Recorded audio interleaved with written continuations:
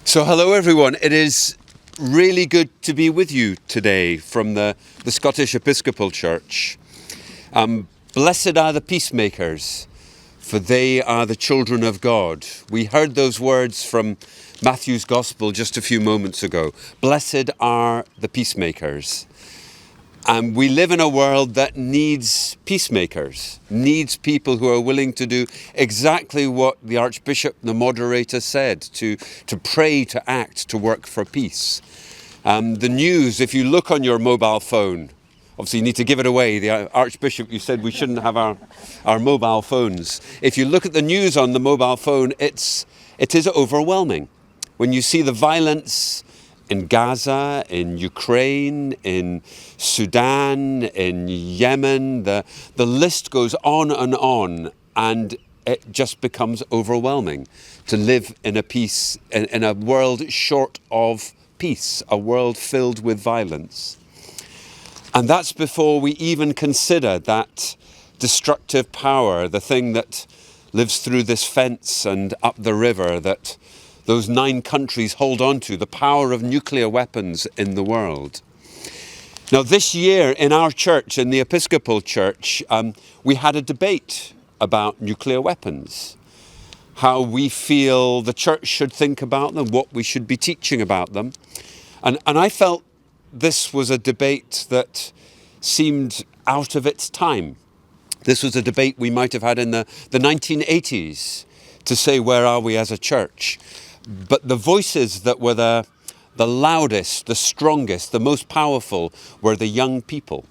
It was the youth leaders, it was the teenagers who said, please do all you can to work for a world with no nuclear weapons. Call them out, have a prophetic voice that will say, not in our name. The young people who are so concerned with the environment, with what we've done to this world, with issues of justice, they challenged the institution to say, challenge nuclear weapons. So we did. We passed a motion and said we would condemn the use of nuclear weapons. They could never be justified. Having them, allowing them to proliferate, all those things we stand against. Now, I'm conscious we're stood here outside the gates of this naval base, and there are women and men in the armed forces of this country and other countries who work for peace. I've been here before. I was on the other side of the fence in a uniform a few years ago. There are people who work to bring peace, who are willing to risk their lives, are willing to find the way to bring peace in a troubled world. And we want to thank those women and men for the service they give. But nuclear weapons, there's no winner in a nuclear war. Even the threat of having it is so unjust. And then, as has been mentioned before, the world is also one filled with so much poverty. The global south being hungry, being insecure as a way of life. Even in this wealthy country, there are people who cannot eat, who can't heat their homes. And the billions of pounds of government funds that are used to maintain, to upgrade, to keep these nuclear weapons operating here.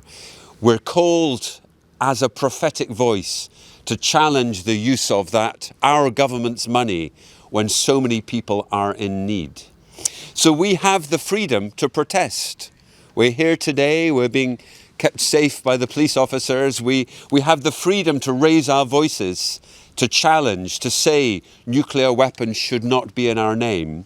And we need to give thanks for that freedom, but we have to use it, to use our voices to shout out in protest, to use our votes in whatever way we can to challenge the status quo of nuclear weapons. We have to pray every day that the world will be a world of peace. Because the voices of those young people crying out to our church earlier this year are still with me. Nuclear weapons, not in our name. So let us pray. So loving God, the God of peace, give us the courage and strength to be prophets, to raise our voices, to be peacemakers in this world of violence, this world of darkness. Bring your light, your grace, your love. Bring your peace.